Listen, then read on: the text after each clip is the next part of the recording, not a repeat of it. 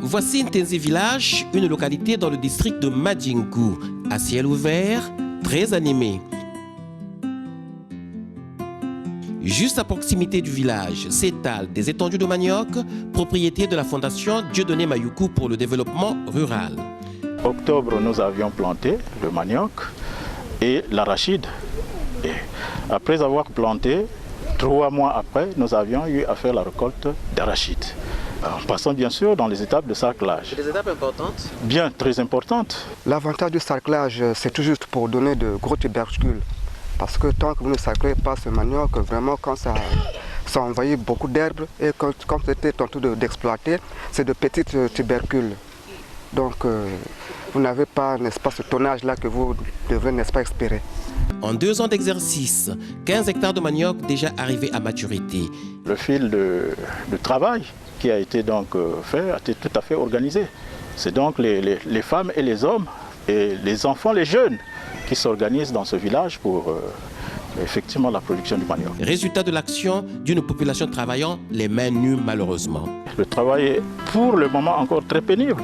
Il est d'abord fait de manière rudimentaire et nous avions voulu d'abord demander à ces paysans de faire tel que ça se faisait dans le passé, tout en mettant une organisation bien déterminée et les amener petit à petit à pouvoir développer jusqu'à ce que nous aurons les moyens suffisamment qui peuvent nous permettre effectivement d'avoir un grand investissement pour aller vers la modernisation de la chose. Le 15 juillet 2019, lancement des opérations de récolte des tubercules en quantité considérable, sortis des champs et destinés immédiatement à la production des cossettes de manioc. Nous produisons le foufou de bonne qualité. Rien que sur nos étalages, vous voyez déjà comment c'est disposé. C'est pour dire qu'il y a de l'ordre. C'est un travail bien fait. Donc c'est le foufou de la bonne qualité, s'il faut le dire. C'est une bonne terre dans le département de la Bouenza.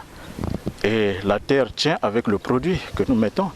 Depuis que nous grandissons, les parents en ont fait. Nous-mêmes également, quand nous venons en vacances, l'activité c'est ça, c'était donc notre activité vacances et qui nous permettait d'ailleurs de repartir pour refaire les études. Donc le produit, il est vraiment meilleur dans ce département. Hein.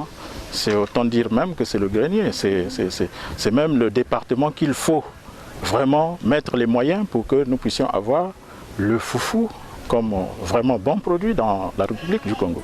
Préoccupée par la nécessité de meilleures conditions d'exercice, la Fondation sollicite auprès des donateurs des moyens de travail mieux adaptés, plus performants et rentables.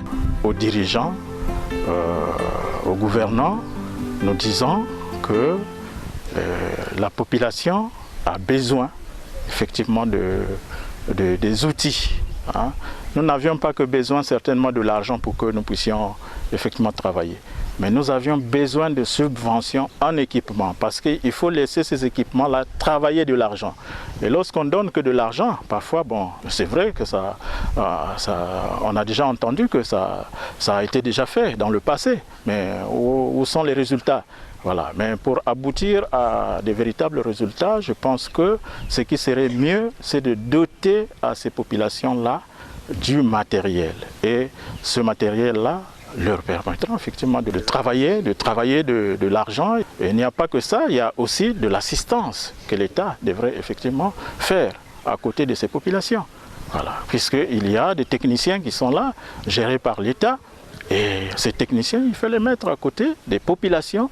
Jusque-là, depuis qu'on a commencé, je pense qu'on n'a jamais été visité par aucun technicien. À juste titre, Henri Djombo, ministre d'État, plaide pour un soutien accru des populations déterminées dans le travail agricole productif. Il faut soutenir les acteurs qui sont capables d'aller loin, leur apporter les moyens nécessaires pour ça. Soutenir les actions d'accompagnement de la production, soutenir l'effort d'investissement, parce que la plupart des acteurs, malgré leur capacité, leurs compétences et leur volonté de créer des affaires rentables et durables, manquent au départ de ressources.